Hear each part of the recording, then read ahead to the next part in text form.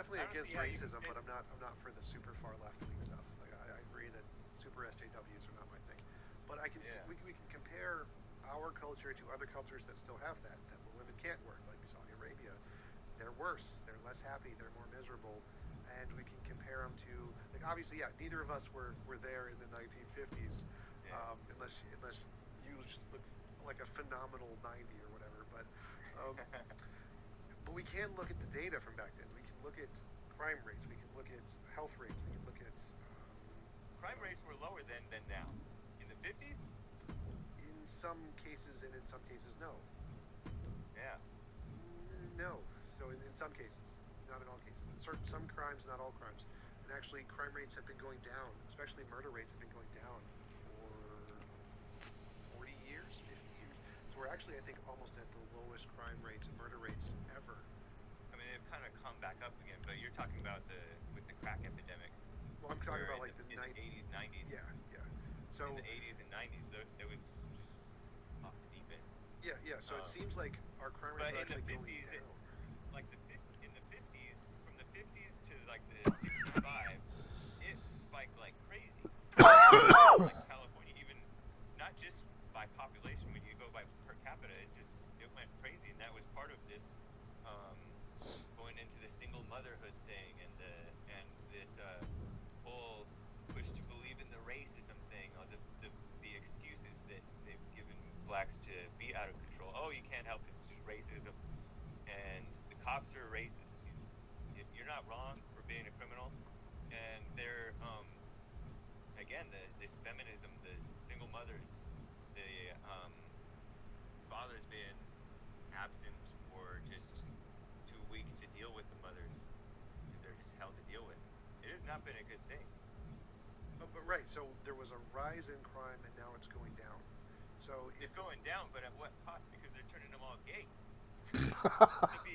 To be exaggerating, but well, if turning them gay turning causes them the into crime like more rates, effeminate, soft, turning them into soft evil. Now they're just evil SJWs who, and they're getting away with breaking a lot of laws, by the way. But yeah, I mean and crime is going back up again in the last nope, several years. still going down. Yeah, it is. Still like like It's as going you up. mentioned, there are waves. It goes, but the trend is down. It's very very down. But I don't really see if turning people gay lowers crime rates. That seems like a positive aspect of being gay, not a negative aspect, or being Well, effeminate.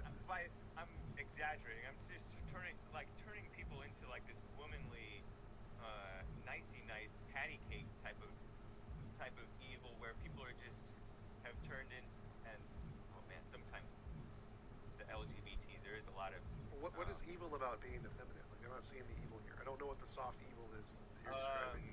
a soft evil is like passive aggressive, just nasty fighting on Twitter and all that mess, and just Well, I gotta those be are honest. evils, and it's not killing, but it's still pathetic, and it's not good for society. That seems like quite an improvement. So we've gone from killing and rape to yelling at people on Twitter. I think this is a product of. Well, I'm saying improvement. that, but there's plenty of just evil people on drugs and pot and just too dull to do anything. There's plenty of violent crimes to this day, and there's plenty of To this day.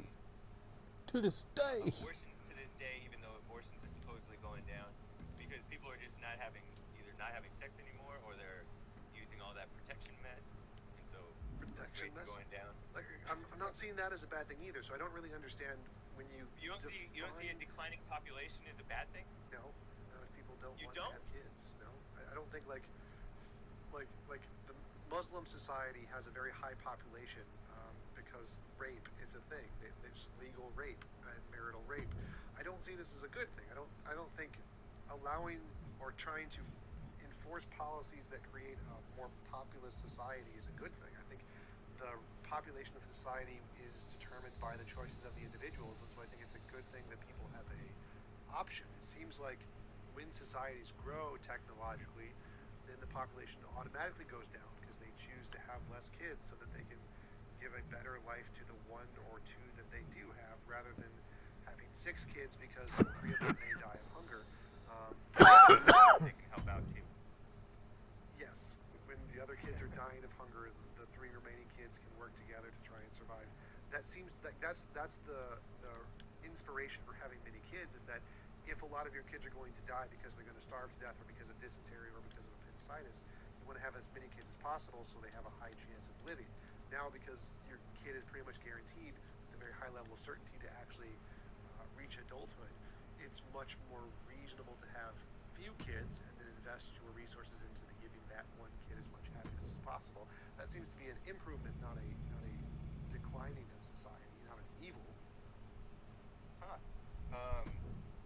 But you've clearly seen that like China is starting to panic because they're not having enough young people to take care of the growing number of old people. Yeah, So that's a you can't. worldwide thing. So it's also in Spain, in America, in Japan. Lots of people are having that problem, but I don't think that's an evil. It's not an evil that people are choosing to have less kids. I think it's a selfish thing. I think you could say that there is some evil going on in their lives and selfishness and just this like I said, spoiled. Go ahead. I'm not seeing the connection, so I don't understand how having less kids makes you evil or spoiled or No, selfish. You're evil and spoiled, and so you have less kids, fewer kids. Or I don't get it. I don't see a connection between those. Okay, so say there's all this pornography going on in the world, and so people are just into pornography. They're not even going out and meeting people. I would say that's an evil. I don't know if you would agree. There's a lot of people doing that protection mess where they have sex out of wedlock all the time and just selfish and Condoms? use the women. What's that? Condoms? Condoms, Protection all that mess? yeah, condoms, the pill, and so these women are thinking, oh, I'm gonna get my career, I'm gonna get my house, I'm gonna do this and that, I'm gonna get my so-called education, and then they end up all old and miserable, and then they're having these. Well, I was gonna say they're having these babies. Sometimes they're deformed, or they don't even have babies at all, and then they're miserable, probably contributing to the misery of the women. Well, again, it seems like if we're actually looking at psychological data, like they're happier, women are happier. Like obviously, it seems No, like they're not. it seems like you're cherry picking No, a happier than what? minority than the past. Have women, according to what I heard this from Stefan Molyneux. He said that women are, and I've heard it multiple times. I thought that it was a well-known statistic, so I just assumed that it's true. That women are more depressed today than they were, I don't know how many decades ago, but I think women are more so-called depressed than before. Where did you get that they're happier than before? In aggregate, so like there's obviously more mental illness today than there was in the past. Like depression is higher than it was, suicide is higher than it was. See? That is a common thing when you have an abundance of resources. So like people, if you can, Because they're spoiled. more like that you can keep them alive. So if And empty. Yeah. Okay. Yeah. like Right. if you can I got you. if you can take 10 people and if say in the 1920s 3 of them were going to die to disease, or if they were too depressed they wouldn't get any food, they die of starvation. Now we have social services that'll keep them alive, and so if they grow to adulthood they'll be more depressed. So in the 1920s they'd be dead, and so there'd be less depressed people because they're dead. Now they're alive and slightly depressed because their mind is biologically tuned to not be as happy as other people's. But you think so? You don't think that this you think that it's all biology? You don't think that it's the way that they live their lives? Because I don't know if you've overcome your depression. Yes. You seem fine. Was it not part mostly, or I don't know, is it not the way you live your life that helps you be more fulfilled and like, exercise, eating right, living with self-respect? I don't know what the root is, but there's all kinds of things about how people live and how society is set up that is conducive, working and all that.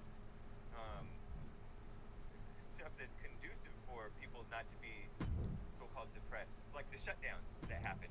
Didn't that increase people overdosing and all that stuff? Yes.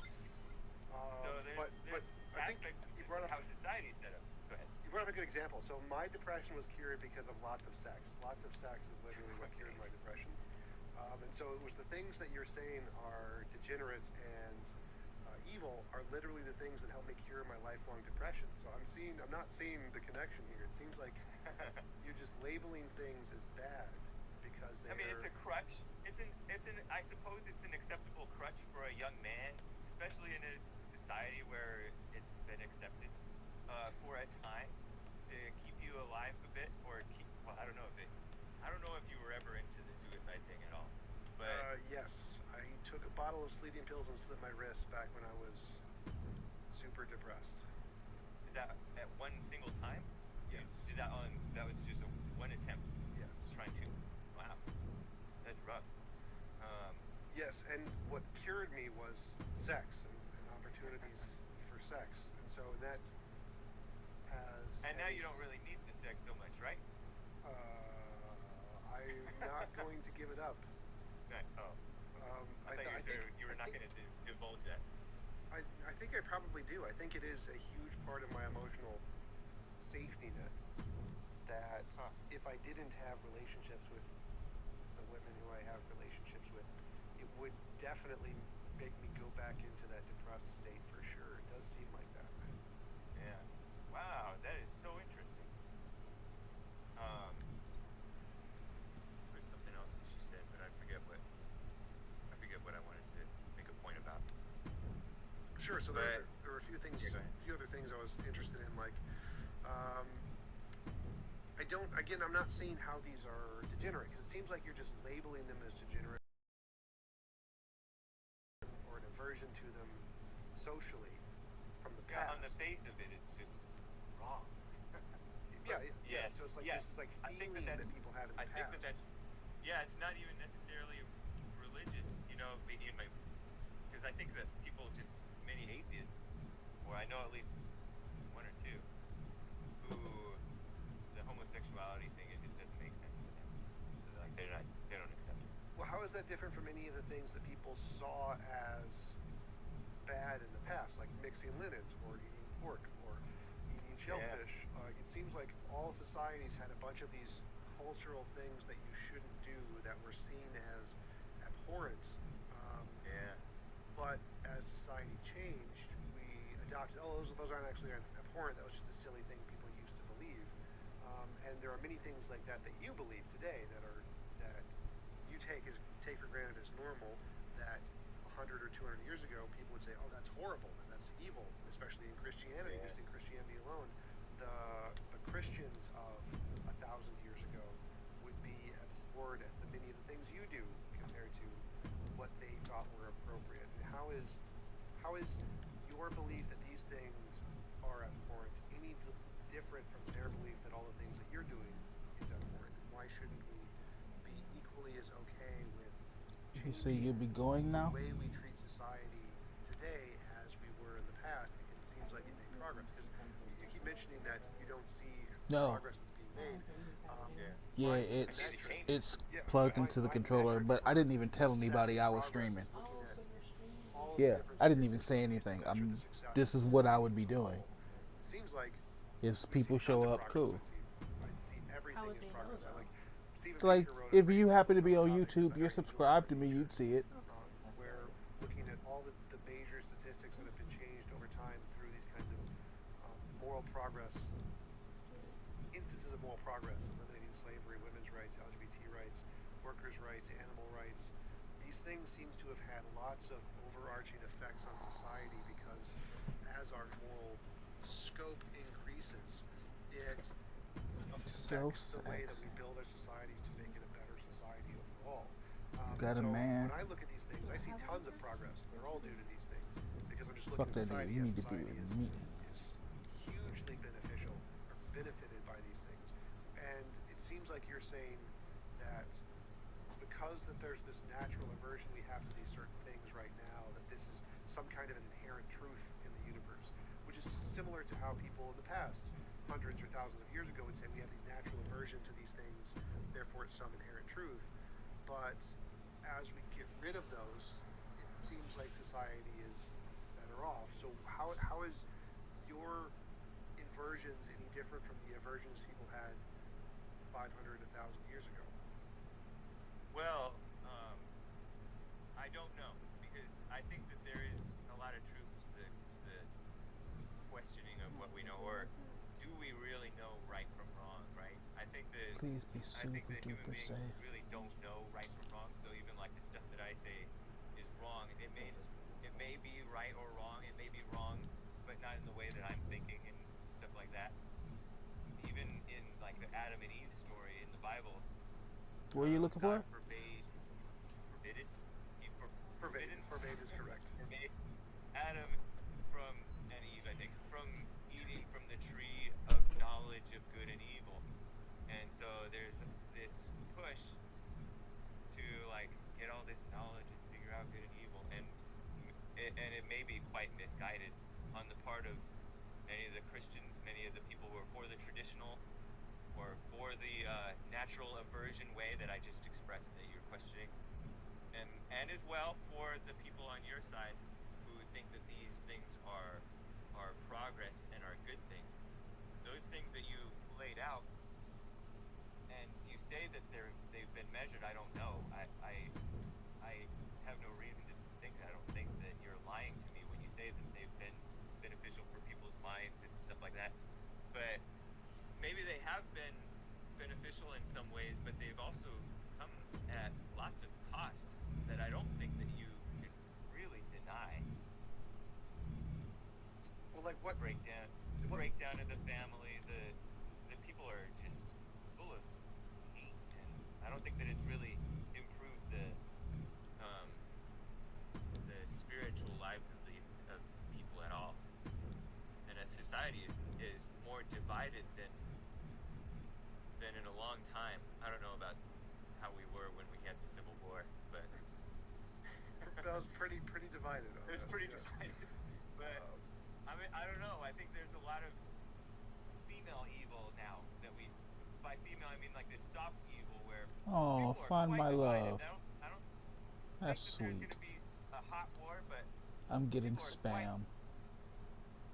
angry and hate-filled. I don't know. Do I need to jack it? Amongst their own and amongst the us versus them type thing. Well, if you're going to list like any statistics, any scientific statistics, could you label any of them that actually showed a regression or a loss of progress in society? Any scientifically measurable statistics? I think that families being together is supposed to be like a pretty good thing, and families are not together anymore. In fact, people are not even making families in some ways. They're just making babies, and so the children born out of wedlock, the number of, I think there's like 60 million babies that we've killed since 1973 in America. There's things like that. The divorce rates is out of control. Men are miserable. Women are miserable. You say they're happier. I don't know. I don't know where you're getting that. Maybe they think that they're happier, or like okay, fine, whatever. But I think, when you look at the families and the children and the respectability of the average man that you see, I think it's kind of undeniable that there's been those costs. Well, like I mean, so measuring like the progress of a society, we usually use things like life expectancy, education level, quality of life, availability of food, those kinds of metrics that we're actually measuring how someone's life is going based off of seem to be the ones that are important in assessing are we making progress or regress. So whether or not people education level, yeah, that comes with a big asterisk. The quality of the education has gone way down too. I'm not sure what you mean there, because it seems like it's gone way up. There's obviously some examples like feminist studies, feminist gender studies, which are just garbage. But the vast majority of education has gone extremely up. Like the quality of education in the STEM fields is extremely much better than it ever has been. The progress in physics and quantum physics and biology and cosmology and but these people are not able to. Many of them are not able to be employed because we have all this. You talked about the decline of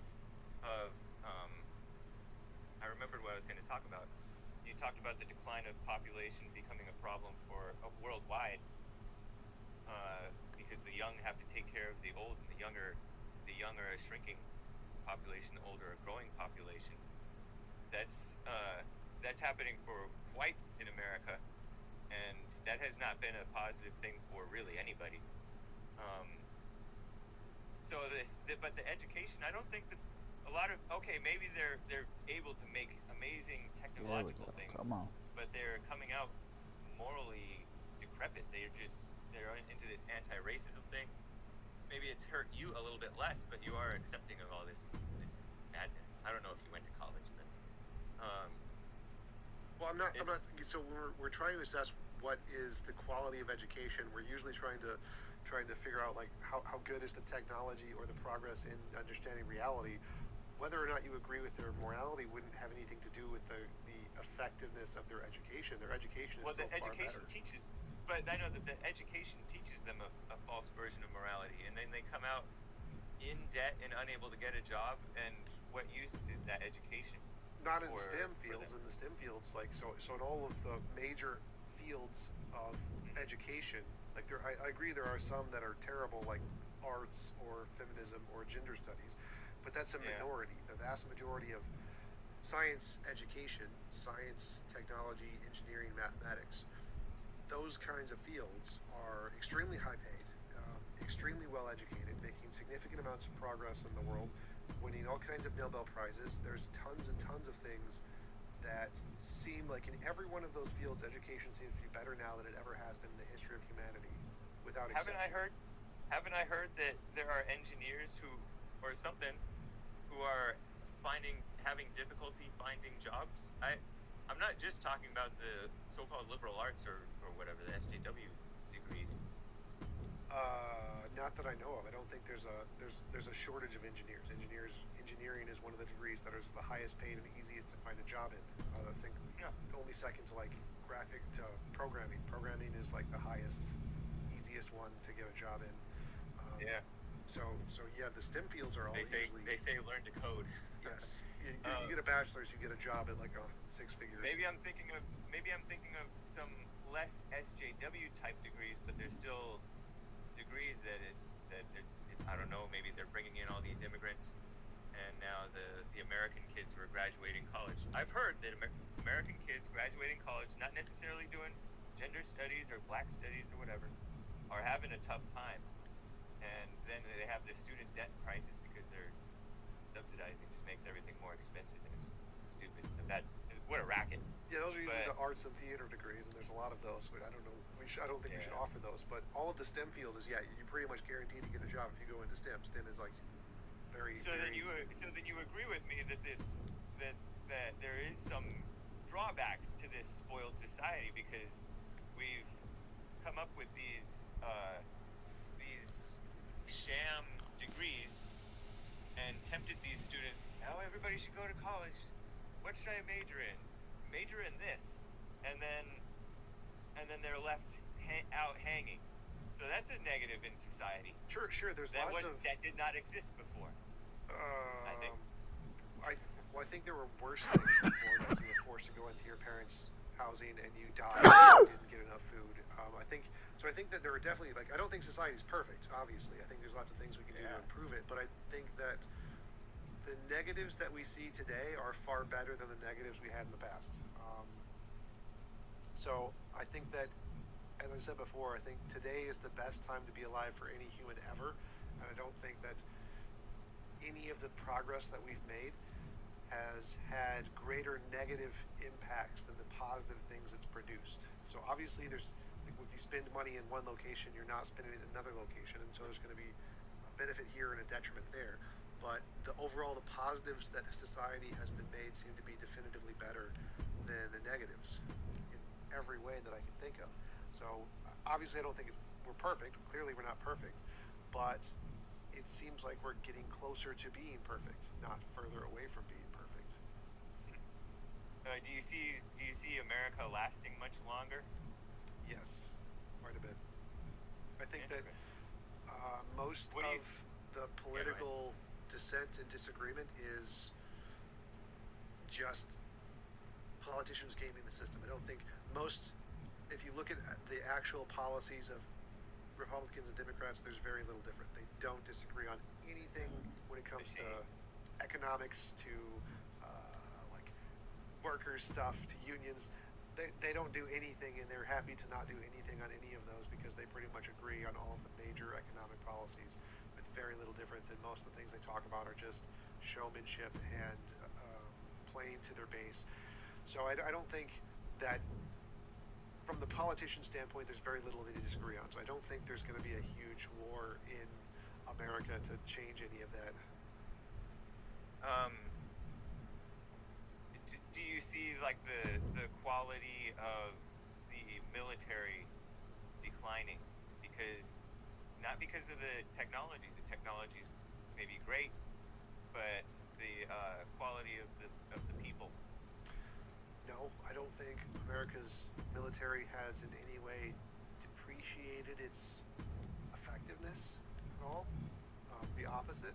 I think we have gone down because of technological limitations. Like our ship production has been crap recently. We've invested way too much into ships that are built on new technology that has been unproven instead of more ships. China's invested into more ships, so our technology, our military is declining because of technology, for sure. Isn't there a lack of? What about the lack of training and the lowering of the quality of training and the diminishing of stuff like that? I've heard that like Navy people, as a small example, on ships aren't trained so much in firefighting, and so like there was one story where they just completely botched after botched steps in fighting a fire, and it was disastrous. I think that there's a lot of, and they're allowing the LGBT mess and the women, and they're lowering the standards for the women, so I think that our readiness, and I think we're just able to be laughed at now, and there's a lot of incompetence along with this moral corruption that is growing. I think it's rotting inside. I think that we're kind of rotting, spoiled rotten, right? Rotting from within. I'm not seeing the problem there. Like, the fire thing was a technology issue, not knowing how to deal with the pneumatics on the ship, which were broken or something, because it was new technology. You familiar with this story? One of them. There's probably more than one, okay. But yeah. The training issue, like, obviously, in the Navy, you don't need the same kinds of standards you do as you are in the Marines or in like Navy SEALs or something. So obviously, you don't. The standards are technological. In the Navy, most of what you're doing is messing around with technology, so you need tech requirements, and so they're changing the requirements to be just like any job today is changing the requirements to be more tech savvy rather than military minded, pull trigger, shoot gun kind of a thing. And so that's not a bad thing, that's a good thing. You need that. You need to change those requirements because the job in the military now is more technology driven. So I'm thinking that's a good thing, not a bad thing. We want to change the standards in the military, especially the Navy, to be more technologically based, and the Air Force. I don't think we've changed much of the requirements in like the Navy SEALs, the Army Rangers, or any of the primary fighting forces. Those guys are still the same or more ridiculous than they were before. So I don't think there's much of a difference there. I think that we go ahead because I think the difference is that as we go into a more technological age and their jobs are more technologically required, then obviously the physical demands are significantly different in those fields. And so obviously you need less physical training if you're going to be in the Navy than if you're going to be like a military ground unit. Okay. Are you familiar with what's going on in South Africa, where the media and the politicians, the media and the politicians decades ago, I remember seeing like end apartheid. We pushed South Africa to end their apartheid, where the whites were ruling and the blacks were segregated, and now it's the blacks ruling, and they're taking the land, and the crime is out of control. The child-headed households are out of control. They have HIV, or had for a while anyway, AIDS and HIV as a problem. Murder through the roof, rapes through the roof, and the blacks are hating the whites, and they're hating and killing each other, and they are taking the land without compensation. And it's kind of a get back at the white man and do what he did to us, only worse, seemingly. Are you familiar with all that stuff, or any of that? Yes, so I remember in South Africa after the apartheid, there was the policy of the South African government to take white farms and give them to black-owned owners, and that had a disastrous effect because they weren't as trained into how to run the farms, which caused significant amounts of crop failures and starvation and poverty, which then led to all the things you're describing. Was that South Africa or was that Zimbabwe or both? Both. Okay. I asked that because it seems like that's what they want to bring to America. Granted, we're a much bigger country, but it's an attack on whites right now. Have you noticed the attack on whites culturally? Sure, but I don't think anywhere in America they're going to be advocating for taking white-owned businesses and giving them to black-owned people. I don't think that's a policy that anyone is going to vote for in office. Like, that was the problem in South Africa, was that they were just taking white-owned businesses and giving them to unqualified black owners, which led to starvation. Maybe not de facto. I mean, maybe not de jure. It may not be laws, but it's happening de facto. You know how they talk about de facto versus de jure segregation and all that stuff. We have that in effect right now. Like, there have been, I can't think of specific examples. There's one on the tip of my mind where it happened, where they tore out the white guy and replaced him with a black woman. Maybe it was like some police chief or something. But they're doing that. Definitely, there's this SJW type of mindset where the media's all in on it. The politicians, both the Republicans and the Democrats, are all in on this shallow thinking. Well, no one's like taking white-owned businesses and giving them to black-owned people. Like, if it's a publicly owned company or something. Who owns the Clippers right now? I have no idea. I don't follow sports. Oh, it's Steve Ballmer. Okay, because they took away that. Sounds like a very white name. Yeah, I mean, I don't know how normal white he is, but what is normal white? Well, when I say normal white, I'm thinking of like a white American Christian conservative, America-loving, freedom-loving person.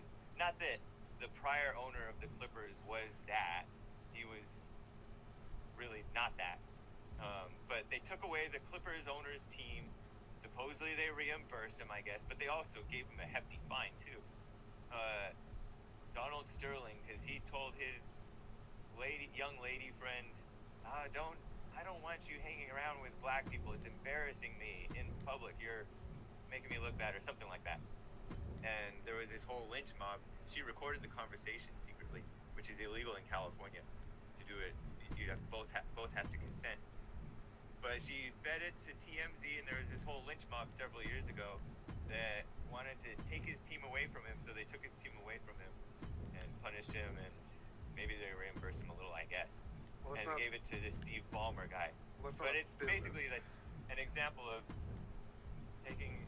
It is kind of his business. He bought that team, and so like there's this attack on his freedom of speech and his private. He doesn't own the NBA, so the NBA still gets to run all the teams and the legislations. We didn't own a business there. I don't think there's any examples of white-owned businesses being taken and given to black owners. I don't, because that was the problem. The problem was that is an example, because just because the NBA has the right to, the only reason they did that was because of this.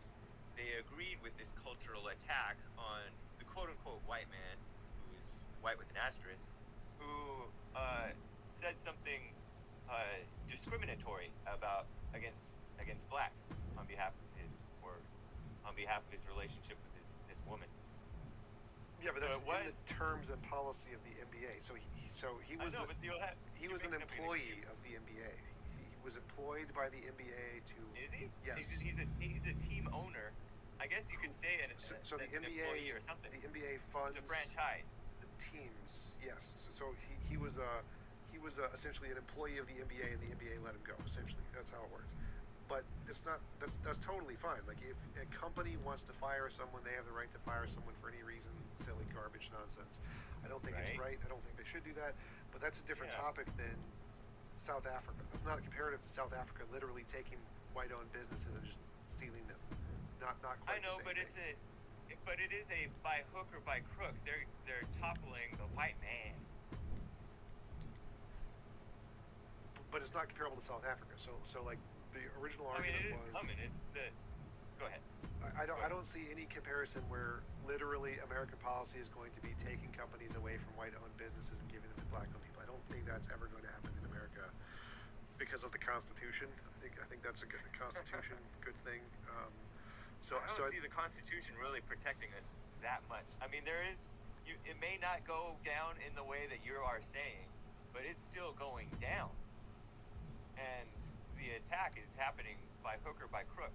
And you've seen the chipping away of the First Amendment. Like they have these hate speech laws or no, not hate speech laws. They're trying. They have hate crimes where you assault somebody and you get charged for assault, but you assault somebody while saying the N-word and all of a sudden it's a federal crime, and the feds can come down on you with this hate crime thing, violating your First Amendment right to say the N-word. You have the right to say the N-word, you just don't have the right to hit somebody, charge them for the crime and not for this fake idea of racism. That's because hate crimes used to be a very common thing, and it was to protect a very large group of people. And so overall, even though, yes, I agree there are some misusages of that, I think I'm a big advocate for free speech. That overall, that policy has been a very good thing for society. It's benefited us greatly. Yeah, I don't like anti-discrimination laws. I think those are a violation of free association. I think that we need more. I think that we need more freedom because they're trying to enforce a false version of love for one another, and that's such a mama mindset where you get along and you guys are gonna be together and get along, whereas a more laissez-faire attitude about it is more about what love actually is, where people have the right to express themselves. And not love? And not love, yeah. People have the right. You allow people. Love is allowing your neighbor to hate you and not trying to get him fired over it. You know what I mean? Sure, but if your neighbor is like demoting you and not giving you fair pay, I think it's okay to fire him or get him fired for that. Like if you are actually discriminating against someone for the racial reasons, I do think that's a justifiable reason to fire someone. Like if you should treat someone meritocratically based off of the quality of their work, not based off of the color of their skin. I think it would be wrong for someone to judge them based off of the color of their skin, not based off of the quality of their work. But with these anti-discrimination laws, you have people judging based on the color of the skin. Case in point, all of these overhyped BLM cases, where they're assuming that the cop was racist with the knee on the shoulder blade or neck or wherever it was on George Floyd. So they're racially profiling, and with all this anti-racist stuff, they're racially profiling the whites as racist. I don't think that was a part of the case. I don't think him being racist. No, I know, but that was the motivation of the lynch mob, definitely. Without that aspect, we wouldn't have even heard of the case. Well, you said policy. Like, I don't think there's any policy anywhere of that. Like, the policy. Did I say policy? Yeah, the anti-discrimination policy, like the anti-discrimination laws. I mean, we are the opposite of that. But the anti-discrimination laws help. They influence the culture. They justify the people in thinking in this way. Because we have a whole corrupt culture, more corrupt, I argue, than during the Jim Crow mess. I think we have worse than Jim Crow today. Connection. So the policies. The culture of the people. The culture of the people. The policy of so-called same-sex marriage was forced on us by the so-called Supreme Court. That changed a lot of people's minds. So policies affect people's thinking on things. People don't really think for themselves. So these anti-discrimination laws justify people judging the whites as so-called racist um, when they have no business judging the whites in that way. They need to look at themselves. So my argument is against the policies as well as this anti-racist culture, because I think that they both affect each other. So your argument is that the policies that are against discrimination are bad because people could use them as a way to see false discrimination? Yeah, I mean, we shouldn't have anti-discrimination laws at all, I don't think. At all. So what do you think we should do if someone never gives a raise to a black person? That's fine. That's between him and the black person. You don't think that's a bad thing? No. If it is, I mean, it's his right to do it. It's his business. You don't think it would be better for the economy if we gave raises to people who are better at the jobs? Like if we compared two companies. If we are the ones giving the raises, we can give the raises as we see fit. And a mutual good deal between two free people is better, I think, than the government meddling in your right to make that great deal between the two people. Right, but remember when you said that you didn't see the positive impacts for like the economy or whatever? If you compare two companies, one where they're forced to give raises to people who do the jobs better, and one where they give raises to, I forget what it's called, to family and friends and not to workers, hard workers or whatever, wouldn't Nepotism. the one that is forced to give raises to the ones who do the job better be a better company overall? It'll be more successful. I suppose so, but you're comparing like two bad examples rather than like the best examples. You know what I mean? You're giving me the worst example of discrimination. Oh, nepotism, right? As if that doesn't happen today anyway. And then you're giving me this, what I call bad example of forcing people to give raises and forcing people to give minimum wage. I don't think that we should have any of that. Well, minimum wage, I mean, I'm also against minimum wage. I think there should be a pay cap for CEOs and shareholders based on the number of employees they have. I don't think it should be a minimum wage, but I think that... See, I knew you were logical a little bit. That's why I was surprised to find out that you were an atheist, because you are so, like, I told you this before, you're, like, soft-spoken, calm, There's logical, my mama. Although sometimes... I was following you. I feel the same way about you, Hank. I What do you say? People do. But it's ironic that you say that, because actually the highest level of scientists... Sure, I'll take an apple pie. Something percent are atheists or something. I'm not sure what I thought you were saying. So of all the academic fields, the higher up you go, the more atheists there are. But but you admitted that if a company was to reward people for their being more successful, or being better at their job, force, you said. Sure. That would be a better thing for the economy. And so it seems like if the government enacts that policy, that it's illegal to give raises based on skin color and you have to give raises based on productivity or whatever, that would be a benefit to the entire economy of the country that implements that law. That law would be a good thing for the country, wouldn't it? It would be a good thing, but I argue that it would probably be a pretty unnecessary thing in a society where business owners are acting in any way in their own self-interest. Yes. In the business's interest. If business owners were perfectly rational and not emotional human beings, because humans are all emotional, yes. That's why we have laws, because people are emotional, and so there are times where we need to make them not allowed to use their emotions so that they can make more rational decisions, and that's kind of what laws are for. Like red lights. Red lights are there because people don't want to actually think through the process and actually want to use their emotions and be like, oh, I could get there faster if I just run the red light, which is more of an emotional thing, not a logical thing. So laws are there to try and override your emotions and make you do the logical thing when you normally would do the emotional thing, or when some percentage of the people would do the emotional thing. So that would be an example of a benefit that these anti-discrimination laws were provided for our country that we wouldn't have if we didn't have those anti-discrimination laws. Is that... Are you sure that that's the case? Yes, that's why they were implemented. Like, the anti-discrimination laws and the rights for African Americans has benefited the country by giving them significantly more education and providing more scientists, more engineers, more people who work in the field, which we wouldn't otherwise have if they didn't get those opportunities.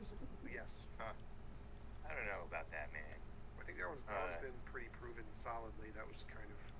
I mean, all of society was on the upswing already.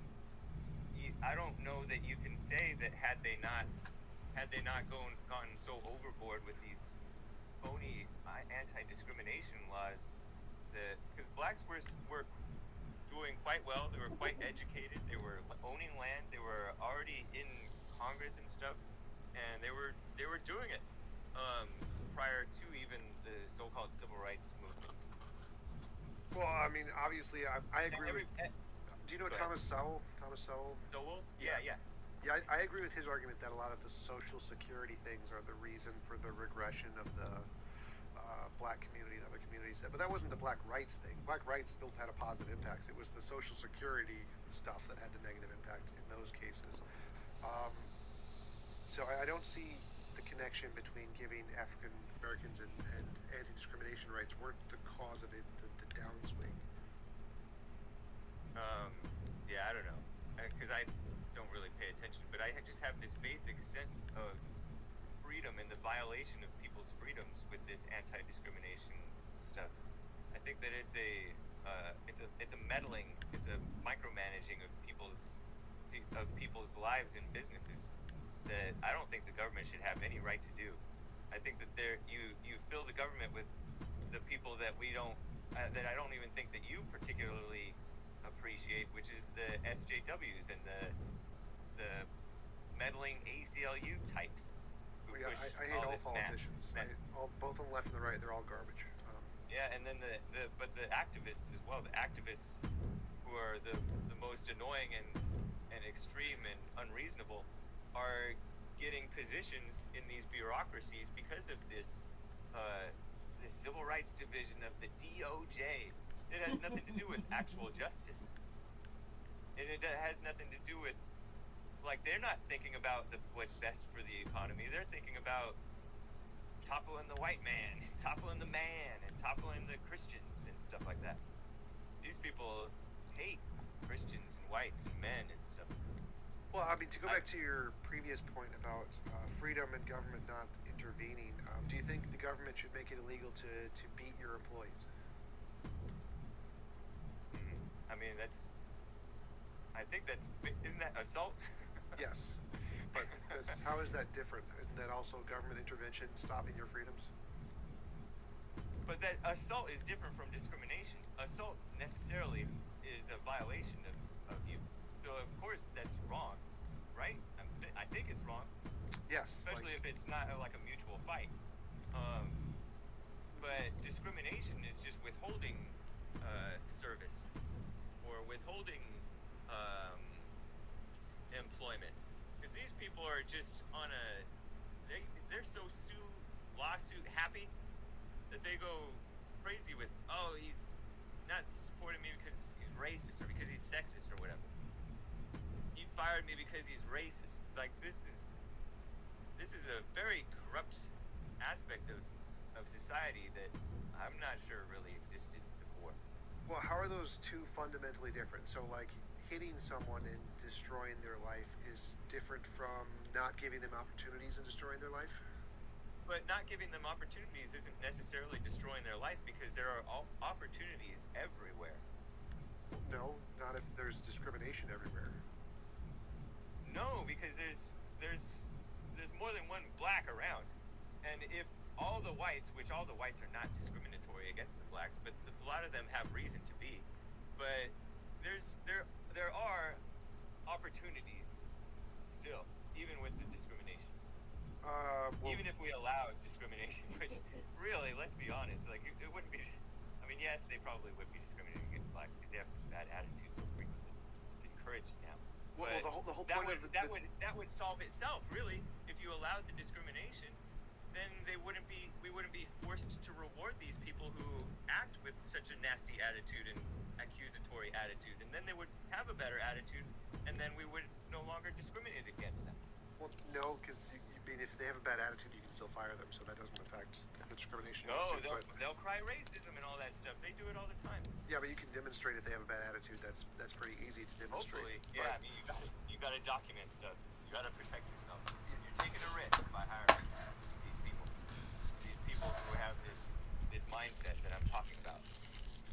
But the point is that for example, the South, post-slavery, there was a vast amount of discrimination. And so in those areas where there's lots of discrimination and there's less jobs than people, then they don't have opportunities. So providing anti-discrimination laws prevents people from losing their only opportunities, because there are people who have only opportunities in certain areas that are lost if you allow discrimination. And so it seems like it's not like you can just go anywhere. It's not like you can just travel 1,000 miles to a place where there's no discrimination to get a job. So it seems like that would be a good thing, that if we didn't allow discrimination, that we provide a meritocratic foundation of if someone's capable of doing the job, they should get the job. And as you mentioned before, that would be a benefit to the economy.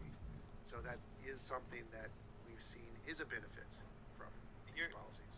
You're saying something that I don't know to be true about some distant past that neither of us experienced. I'm talking about stuff that is happening present day that we see all around us. Well, yeah, it'd be the same thing. So, like, it's the same argument against Nozick's free roaming society. You can't just pick up and move. You can't. There's not infinite opportunities. There's a limited amount of opportunities, and so any kind of limit on those opportunities is going to affect someone necessarily. It's basic economic principles that if you have, like there are some people who only have access in like rural areas of getting a job within, like if you go 3 hours north or whatever of my city, there's just a bunch of open land. There's not like a bunch of jobs. There's just little tiny towns everywhere, and so there's a limited amount of jobs. And so if one company is discriminatory in that case, that person no longer has an option to get a job because there's just nothing else for hundreds of miles and they can't afford a car. So this is a legitimate thing that happens in economics, is that any form of political motive driven kind of policy like that is done because it affects people. So any amount of discrimination would affect somebody. It's not like it would have no effect. It would definitely destroy lives. That's why it's bad. I don't know that it's bad. I think that this anti-discrimination stuff also, quote unquote, destroys lives, or at least messes up businesses and messes with people's lives and serves injustices against a lot of people. Because again, you're talking about cases where in rural areas,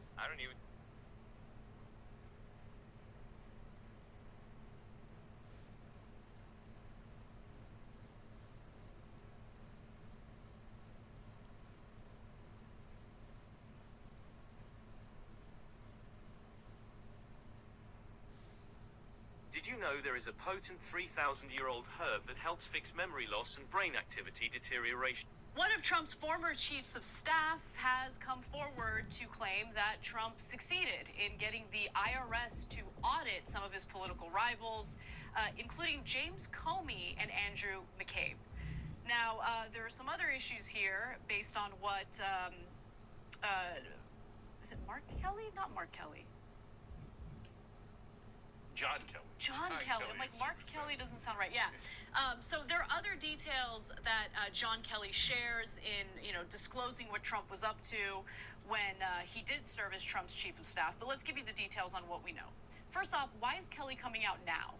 Well, it has to do with something Trump said after Ron DeSantis easily won his re-election bid in Florida's gubernatorial race. Kelly said he chose to respond now because Trump had publicly claimed last week that he had used the Justice Department and the FBI to help Governor Ron DeSantis win his election in Florida in 2018.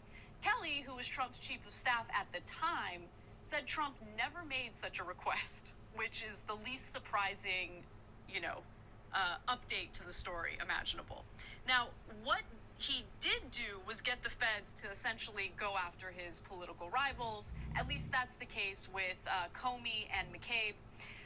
Kelly said that among those Trump said we ought to investigate, and get the IRS on were the former FBI Director James Comey and his deputy Andrew McCabe. Comey and McCabe had both been selected for a rare and highly intrusive audit by the tax agency in the years after Kelly left the White House. But I'm sure it was just a coincidence. I'm sure. Now, Trump had appointed one of his goons to be head of the IRS at the time, and I'm guessing that he had something to do with these audits. But nonetheless, Trump and his people claim that Trump knew nothing about the audits. Know nothing about it. If he had, Kelly said, it would have been an improper use of the Justice Department and the FBI, which I think is obvious. Kelly said that after he initially started working for Trump as his chief of staff in July of 2017, he was surprised that Trump actually thought he would follow through on what the president wanted. Quote, he initially thought I would do it. He thought I would be loyal and obedient to him. I told him we were loyal to our oath to the Constitution. Kelly said that Trump also had no appreciation for that concept, which again is not surprising. And he continued to push Kelly to carry out his orders. And Kelly says, quote, if he told you to slit someone's throat, he thought you were going to go out and do it. I would say it's inappropriate, it's illegal, it's against their integrity, and the IRS knows what it's doing, and it's not a good idea. But apparently Trump would respond and say, yeah, but they're writing bad things about me. Yeah. All right, so there's a couple of really interesting issues here. So first off, I hate to do it, but here we go again. Trump, one of the world's dumbest people. Like, one person after another, one chief of staff after another, one advisor after another keeps telling him, Mr. President, we are not allowed to do that by law. And he's like, I don't get it. Why don't you? You're supposed to work for me. No, it's not a private business. They don't just work for you. Their job is not to just please you. Their job is to uphold their oath of office, which is a different concept. He never understood that. He still doesn't understand that. His IQ, I'd be shocked if it was double digits. He's just so profoundly unintelligent. So, okay, that's point one. Point two, and I said it earlier in the show, it says it all the time, that's right. He's so spoiled, he doesn't know that when a rich person says, hey, go do this, you don't have to run and go and do it. It depends. Depends on the situation. Now, John Kelly's known this for a long, long time. He was his longest chief of staff. So why is he coming forward now, as Anna brought that up? Well, number one, he wants to say, wait, I didn't do it. I was the chief of staff at the time, and I did not order the FBI to go and help Ron DeSantis, because that puts him in legal jeopardy, so he wants to clarify that. But by the way, if you listen to all of John Kelly's stories, it doesn't actually say that no one did it. He didn't do it. But could Trump have given, and by the way, what John Kelly explains all the time is Trump would give an illegal order, and they'd just ignore him because he's an idiot, and they weren't going to break the law and go to jail, right? So it's entirely possible that Trump did give that order to someone else and never told John Kelly, and then they did not do it like everyone else, because they're like, I can't order the FBI to investigate and help Ron DeSantis win an election. So that was my original thesis. When Trump said that, I said, I bet you he told someone and they didn't do it, because you can't do it, right?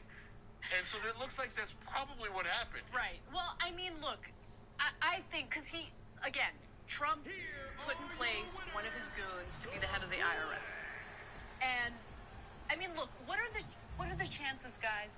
What are the chances that both Comey and McCabe get slapped with this insanely rare IRS audit? No, I did the math, Anna. I actually do know the chances.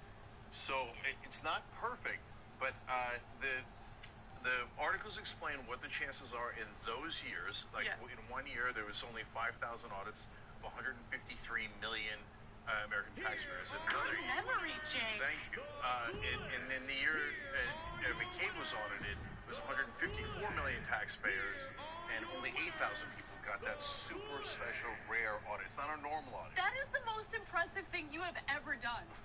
This is really funny. He memorized that. That's amazing. I have it in my notes. I was reading along. Anyway, sorry. Okay. I had to give him props where props are due. You know? Thank you. I actually do that every day. But anyway, so I did the math on it, and it's of course a rough math, right? but it's about the chances of both of them getting that audit coincidentally is about 1 in 625 million. Wow. So that would be miraculous squared. So he definitely asked someone to audit them, and they carried it out. Totally. So this is not just about Trump. Whoever that guy was at the IRS that did those politically oriented audits should be found, fired, and prosecuted. He's not here with me. I totally agree, because it's a politically motivated audit of two individuals that Trump didn't like. Same. And that's insane. You can't have the President of the United States use federal agencies as his own personal mob. You know, and that's exactly what he tried to do. And there was more to it than that. So there's the IRS audits, and then there was this effort to revoke security clearances for others that Trump didn't like. So, for instance, Hey, you. Yeah, you. I'm not a robot or artificial intelligence, but I could be an animated version of you. he wanted to revoke security clearance from officials from the George W. Bush and Obama administrations who had gone on to be critical of Donald Trump. Because that's the thing. That is the biggest mistake in Trump's mind. The worst thing you can do is criticize him in any way. Even if it's a light critique, he doesn't take well to it. And so among the people he targeted with, revoking the security clearances were people like James Clapper, Michael Hayden, who was the former director of the CIA and the National Security Agency, and retired Admiral William McRaven, who was the former head of the Special Operations Command. Now back to the whole DeSantis debacle, though, because God, it's just so tasty. I think it's the tastiest part of the entire story, okay? So get ready. Yummy in your tummy. It's coming. So in refuting the claim that Trump had used the Justice Department and the FBI to help DeSantis when he faced a potential recount in 2018, Kelly said no such request had been made to the Justice Department or the FBI. Okay, here's where it gets good. In fact, Kelly said, Trump was growing increasingly disillusioned with DeSantis at the time. That fall, DeSantis had distanced himself from Trump's public claim that Democrats inflated the death toll in Puerto Rico from Hurricane Maria. He was insufficiently impressed with DeSantis' loyalty to him, Kelly said. That sounds like the most true thing ever said. Absolutely. Yes. So, look, I'm going to debate Larry Elder on the conversation tomorrow. That's at 5:30 p.m. Eastern, right here on the same channel. You can check that out. Of course, Young Turks starts every day at 6 o'clock Eastern live. And Larry Elder says it's outrageous to say Republicans are fascist. But this is why we say it, because Donald Trump says, and get a load of the irony, let's use the deep state to investigate my political opponents. That's why he's always saying, I think the deep state is targeting me, because that's exactly what he wants to do. So he assumes that everyone is as deeply immoral as he is. Okay? So when you use the government to investigate your political opponents, that's fascism. When you say, I don't care about democracy, I don't care about laws, I don't care about the U.S. Constitution, and I want to just have me get the advantages and target, again, my political opponents. That is fascism. That's why, look, I don't think Ron DeSantis, I think Ron DeSantis is a terrible guy, but I don't think he's a fascist. He's never shown anything like this, okay?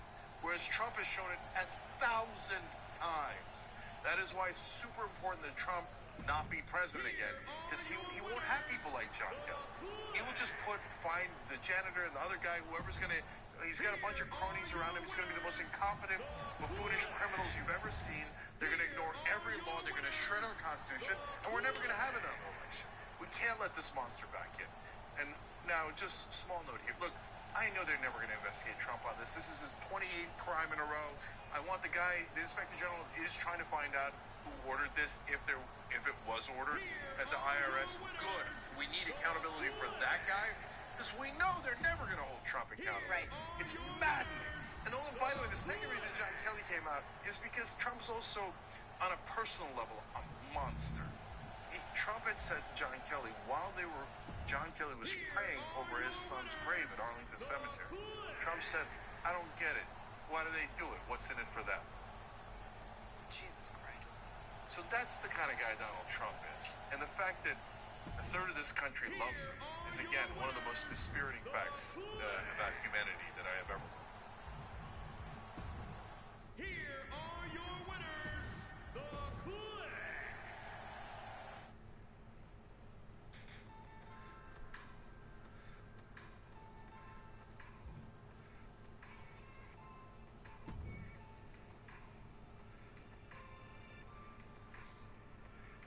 Minute to sign. Thank you so much.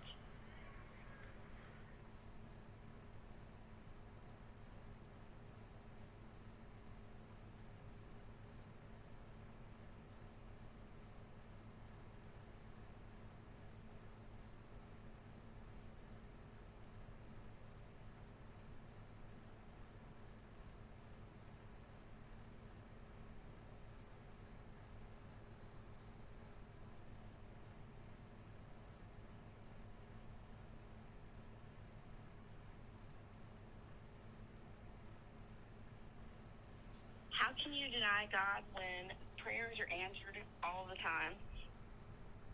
Sure. So let's kind of deconstruct So, for that just example, yeah, give me an example. Sure. Like my aunt, she had heart problems. She had congestive heart failure when she was 17. Okay. I'm sorry to And hear she that. was given 10 years to live. And when she was 33, even though it had been much longer than 10 years, they did the MRIs and CAT scans, and her heart was completely healed. And the only thing that had happened that the doctors could not say any other reason, that there was no medical reason, so the only reason it could be is that she had been prayed over many times. Sure. So a couple things. Did she not get any medical treatment during that time? She had medical treatment, but there's absolutely nothing that they did to like reconstruct her heart. Okay. So have you heard of Occam's razor, or the whole idea of Occam's razor? We'll go over it for the listeners at home. Sure. As well. So Occam's razor is the idea that the most likely reason is most often the reason. I mean, well, the reason that requires the least assumptions is the most supported by the evidence that you have. Right. So she was prayed for. So if we're going to weigh these different, possible things that could have caused the healing, right? It could be spontaneous remission. Is a thing. It could be misdiagnosis. It's not cancer, so like. Oh no, I just go away. I'm not a doctor. Right? I'm not. There are other things that go into remission, although I don't know your. It could have been misdiagnosis. It could have been a record-keeping error. It could have been something that went along during treatment that you didn't understand. Or that. And if we take the likelihood of any of those things and stack it up against the idea that a omnibenevolent creator of the universe that we can't see, smell, taste, hear, or touch heard you talking quietly over somebody in Macon, Georgia, and decided to interact it's possible, and then heal it? To be imagined though, because she went to so many different specialists to be seen, and it was over 18 years that she had been to different doctors, had many EKGs and MRIs and CAT scans. She'd been to the doctor many times, several different doctors, and they all gave her the same prognosis that she was going to die. Okay. So, did you want to? No, you go ahead on here. So, Jenny, is it possible that a person who is diagnosed with a terminally ill disease goes to their mosque and the people there pray, and without medical intervention, that person lives? Sure. All right. In that case, do you think that it would be the prayers in Arabic to Allah that healed that person? Well, why wouldn't it be? Because it's the same God, isn't it? Not to them. Well, yeah. I mean, isn't the Arabic God and the Abrahamic God the same God? Yeah. the Muslims do pray So of to course the they God. could. They could definitely go to a mosque and pray and get healed. Yeah, they definitely could. Is the same thing possible if they go to a Hindu temple? Or pagan worship, maybe. I'm not really sure. I don't really know much about Hindu, so I couldn't say if they actually do prayer for healing in Hindu. I don't write. So here we'll do this. If there's a group of religious pagans, and then they do a sacrifice or something. I'm actually not very familiar with a pagan religion or religions, but we'll say that it's the same situation, but they do a chicken sacrifice. Whatever use they do. the stereotype. Well, I would say that they're probably just backwards because, after Jesus gave his life and he was the ultimate sacrifice, and they don't have to do animal sacrifices anymore. But I suppose that might still work. Right, but what would cause that to work? Would that also be invoking? Because you're still Jesus? using it in God's hands. Well, but they're not praying to Jesus. If they were saying, name of healing God. Yeah. If they're saying prayers to a different God, would it be possible for a person? Well, I guess. It never stops getting better. You hear me? It never stops. A new Super Cruise update? Never stops. For a person. Well, I guess it's still possible because, does God care what you call him as long as, you're still praying to their God? Maybe if he feels like it's still him, he'll still do it. Yeah, so the point that I don't know anybody, I don't know any pagans. I don't know many practicing pagans either. So we have that in common. But the question that I was trying to get to was, is it possible for situations to arise where there's a group of faithful believers who believe that there was a healing action taken by God when there wasn't, right? So, for example, we know that there are misdiagnoses, right? Right. So even if we can, in a situation where a person was misdiagnosed and then they went to church that Sunday and they got prayed over and then they went back to the doctor the following week and they were correctly diagnosed, wow, there's nothing here, right? The believers in that situation would say, oh, well, there was something and it was cured by God, even though in that scenario it was a misdiagnosis, right? Like that. I mean, yeah, they could have mistakes, sure. Yeah. So is it possible that the particular situation you're referring to is one of those? Even knowing that prayer works, is it? I have something wrong with me. I broke my ankle, and then I went to the doctor, and they said, yeah, you broke your ankle, and then they prayed over me, and I was like, oh, it was a mistake to break my ankle. That's one thing. Okay. You're talking about 18 years of documented, problems with her heart. Then they need to be in the newspapers. They should be plastered all over. I mean, right? It's a miracle, that's for sure. Well, I doubt it. Actually, that's what we're trying to say. So, can I actually jump in? Yes, please. So if you listen to what we were saying earlier, I was talking about a couple in Michigan. Did you hear that? Good afternoon, good morning, good evening. Very strange.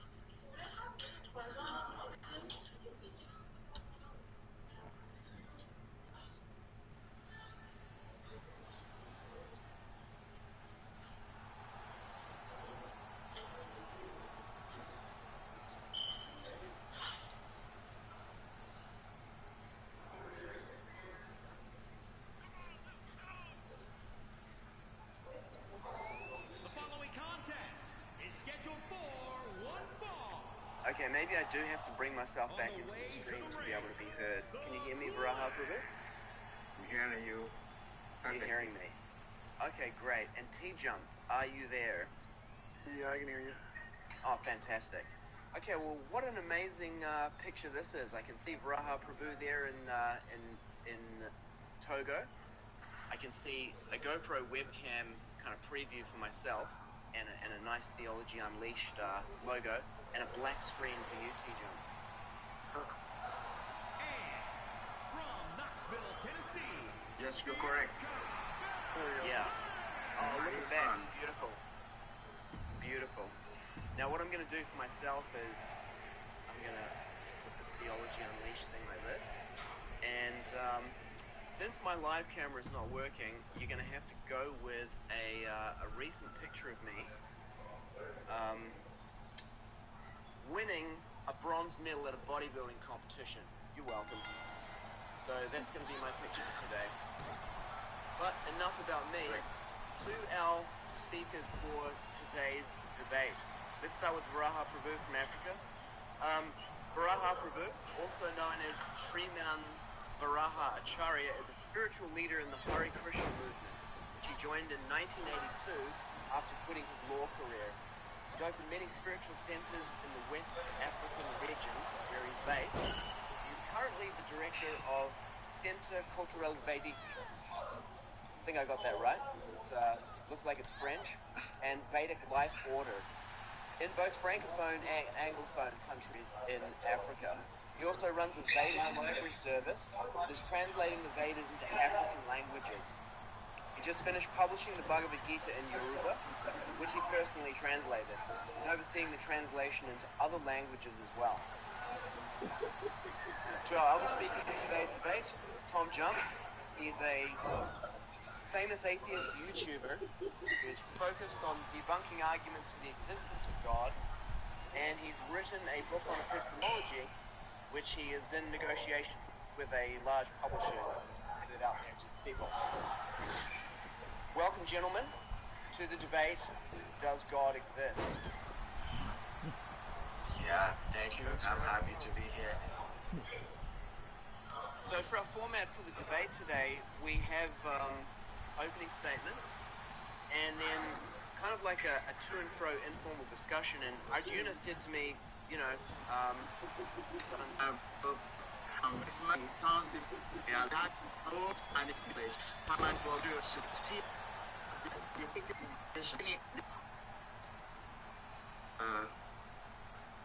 your father does not.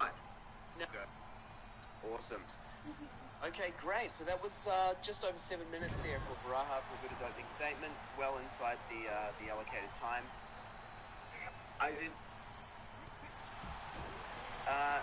We're still hearing the sound from your microphone. Is there any way I can mute it in the restream?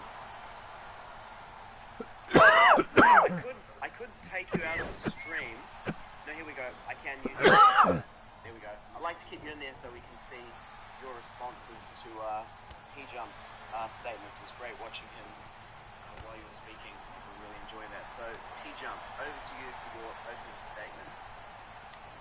Yeah, so the question, does God exist? It's a question of any kind of epistemological question. How do we tell if this claim is real or imaginary?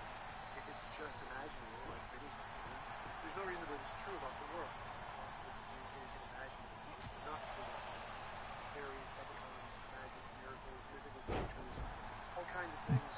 Klingons, Star Trek, Star Wars. We imagine lots of things. And so when we're asking if God is real, if it's part of the real world, then we're trying to determine if it's one of the imaginary things or one of the real things. So to do that, you need some kind of a methodology to show, is God one of the real things or one of the imaginary things? To do that, you need some general methodology that can differentiate between real and imaginary.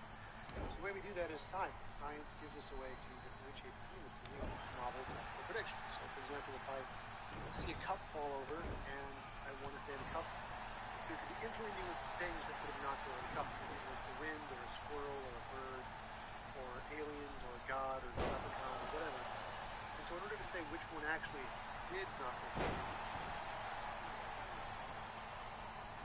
squirrel, then I need to say, if my theory is true, we will be able to look around the cup and see squirrel droppings. Look around the cup and see squirrel droppings, and we know that my theory is true. It's the one that explained the data the best because it made novel testable predictions, and all the other ones were imaginary. The same thing applies to God. So when you say, what created the universe, what created everything, that could be just nature, just a part of nature. It's energy and matter and motion, no God, no consciousness, no intentionality, no personhood, just energy, just nature and nothing more. And just like science is trying to do, naturalistic universe. And so if you want to say that there's actually a God there, like Hare Krishna or Jesus or Muhammad or whoever, you need to show that your hypothesis is real and not going to be imaginary. And to do that, you need novel predictions. All the evidence we have right now just indicates the natural universe is not real. Everything can be explained just as matter and energy and motion. There is no soul. There is no spirit. There is no magic outside of the universe. There's no God. There's no intentionality. It's all just made up of these atoms. The only thing that really exists is nature. Energy and matter and nothing more. Everything that we envision in the matter is just something made up in head. That's what the evidence indicates. So, unless you have some way to differentiate imagination from reality to show that your kind of God exists, it's reasonable to conclude that your God is imaginary. We're there. Okay, very brief and to the point opening statement there. Thank you, T-John. So now, we don't have really a structure for this. It's just really an opportunity for each of you to respond to each of the points and make any further points that you wanted to do. So I'm going to bring your microphone back online for Rahab to respond to T-Jump's opening statement and any questions you might have for him. And I've unmuted you at this end. You're on. Okay. It's nice to hear Tom speaking about nature being the cause of the universe. And he also wants us to show that our hypothesis is not imaginary. Okay, first and foremost, when you say that nature is the cause of the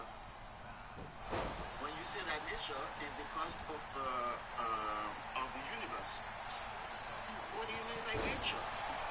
I've just explained that the elements, the material elements, are actually the separated energy of God. That is, and then, of course, when you talk about nature, nature is subjective. Nature is feminine. It belongs to somebody. You say my nature, your nature. So nature is not independent. I think you have to go back into your etymology and try to understand the natural order of things. So when you're talking about nature, you have to understand that nature is not independent. Nature never stands alone. It's always belongs to somebody. It's subjective. Okay. Now the other point is whether it is real, what our definition of God or what we say about God is real or it is imaginary, because we imagine many things. Now, first is that I like to know what is your definition of reality? The example you've given about what you can see to be able to come to conclusion, I kind of wonder why you're putting so much importance on what you can see. Your senses are imperfect, and you have the tendency to make mistakes. You have all the 4 defects human being. You have the propensity to cheat and to be cheated, and you can be illusioned. You can take a rope for snake at night, and you can. You say you see. So what is this? Your power, the power of your sight, which is so limited. And if you want to base women on what you can see, that is very, very unfortunate, because there's a lot of things you cannot see. I just asked right now, did your forefather exist? Did your great-grandfather exist? You can't see. So will you tell me because I can't see him, he does not exist? Please answer that. Can you answer that? Because you cannot see your great-grandfather. I can see my great-grandfather. Does he exist? Does he exist? He did exist, so I can see pictures of him. I can see his genetic makeup. I can do a genetic analysis of my DNA to know that he existed. I can know exactly his race and his origin. I can know how old he was. I can know where he died. So yeah, he definitely existed. I can show he was imaginary. I'm not trusting my senses here. I'm trusting the things we can determine are not imaginary. Like some of our senses can be imaginary. We have delusions, those kinds of things are imaginary. So those are not what I'm trusting. What I'm trusting is science, novel testing prediction. That can show the difference between imagination, whether it's sensory imagination or just something you imagine in your head. We can show those are false and show which things are not imaginary. So I'm not just trusting the senses here. Fire, earth, air, and water, those elements aren't real. Those are combinations of different types of energy. Energy, matter, and motion, electromagnetic fields, strong, weakened, nuclear forces, those are electromagnetism. Those are what produce fire, earth, air, and water. Fire, earth, air, and water actually exist. They don't actually exist in the universe independently of energy. But nature can have its own nature. Nature doesn't need to be owned by anybody. No one owns Venus. Venus is just there. It doesn't need to be owned. No one owns it. It can exist on its own. It can have its own nature and be independent of a god. You don't need an owner at all. I don't know why you think it does. My earlier submission, I did say, in order to understand God, one has to do a thorough study of himself, because we are part of the universe. We are part of God. So first is we have to understand who you. Now you told me that you can understand your forefather existed because you saw pictures, you had some information. So you actually believe that history is a systemic method of knowing the truth, because you rightly mentioned that you knew that your father existed because you saw a picture. Could also be imaginary, but you accepted the information from whoever showed you that picture, that was your great grandfather.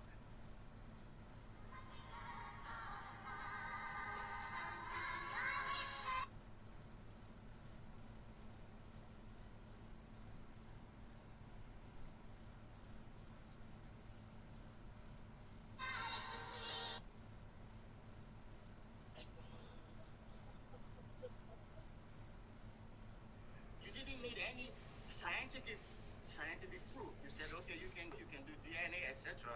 But first you accept that information just based on the fact that somebody you trusted is telling you this.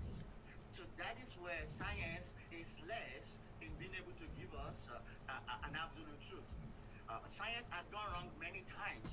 So how can we depend wholly on science? There's many many statements made by science many times which had been revised and been changed. From time to time, science books are changing, are undergoing changes. So that is not absolute truth, but the truth about God, which I write, the seers of the truth, they have concluded that of the non-existent, there is no endurance, and of the eternal session. Don't die. What is eternal is solid nature that you're talking about. We have evidence here, and going through seasonal changes from memorial. But whatever your scientific evidence are showing, most of the time trying to repeat what is already there factually. First, understand that your method of finding out the truth is actually defective, because science is most of the time based on a priori or a posteriori, which is inference and deduction. But there is an higher method, a better method, which is based on authority. How do you know it's your mom? How do you know it's your father? Did you go about doing DNA tests before you conclude who is your father? You simply accept the word of your mother, and you still haven't answered my question. I ask you, who are you, Mr. Tom? Can you simply tell me who are you? Because by the study of yourself, knowing who you are before you can know your origin, to understand who you are first. Who are you, Mr. Tom? Can you answer my question? Yeah, I am myself. That is the answer. Yeah, we do. The authority isn't trusted. Science doesn't care about authority. Authority is useless forever, because authorities are always wrong. Authorities are completely useless as a way of evidence. Science is the most reliable way to truth. Authorities So fail. do you use science? Do you use science to decide who is your mother? Your mother is your authority in the fact of who is your father. Did you use science to decide who is your father? Yes, with DNA testing. You say authority is wrong, always useless, but your mother is the authority on the fact of who is your father. Did you consult science before you who is your father? Yes, science is right. My mother is wrong. If science says my father is somebody else, science is right. My mother's opinion doesn't matter. Science is the one who gets to tell me who my father is. That's interesting. But how many people go by this your science?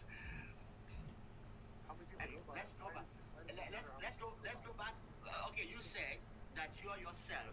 So please, I'm seeing your body here. A grown-up man, American body. Which better way would you describe yourself? I would like to know. American, a man, a scholar. I am thoughts. I am consciousness. I exist. I think before I am. That's how I describe myself. It's interesting that you say your consciousness, because originally I thought you were trying to deny consciousness. But if you even know consciousness, I thought I heard you saying that. But it's good. I'm happy that you say your consciousness. So if you are conscious, then you have to try to understand where does that consciousness come from? Because when we're talking about consciousness, can I just explain a little bit? When we're talking about consciousness, you have consciousness, you have subconsciousness, you have super consciousness. Do you agree to this? I agree there is subconsciousness, there is conscious, and there is unconscious. Those are all parts of the brain. There is super consciousness. I don't know what super consciousness is. Super consciousness is an aggregate of extrasensory perception. When we go beyond our senses to perceive what certain reality which are not visible, that's super consciousness. We're talking about intuition here. We're talking about certain faculties which men have had experiences which show us that there is another consciousness beyond what we cannot see. So that is what is called super consciousness. I hope you agree to that. No, in science that's called subconscious. That's just the lower parts of the brain.